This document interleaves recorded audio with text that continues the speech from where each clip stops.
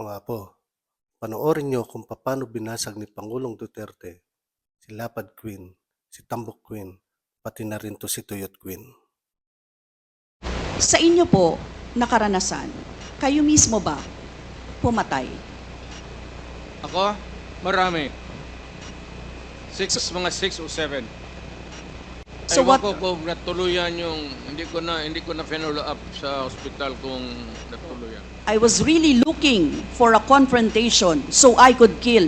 Sinabi niyo po ito? Yes. Nagdadasal po ako, nagmumumtor ako na may mag-hold upper dyan.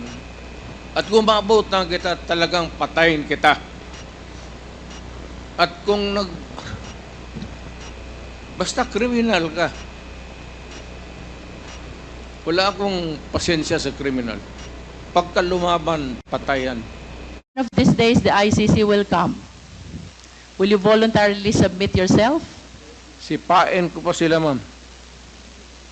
But you said a while ago that if somebody will sponsor your fare to the ICC, you will voluntarily submit yourself to their investigation and jurisdiction. Yes. Pero kung sila magpunta dito, sipain ko. But will you confirm that you are willing to submit Oh. voluntarily yourself to ICC? Punta ko doon, sipain ko rin sila. Michael Yang is out there. He has not been arrested. Wala namang dossier na pinapakita sa akin.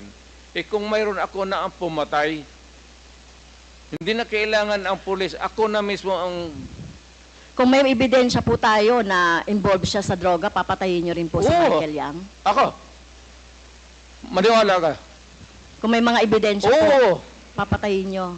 Sasama, tawagan kita, kasama ko. Hindi po. Ayokong Hindi, maging... samahin Ayoko kita. pong maging katulad Ikaw ninyo, yung no? At ayokong masama witness. doon sa patayan. You will So, be hindi a po. witness to a murder.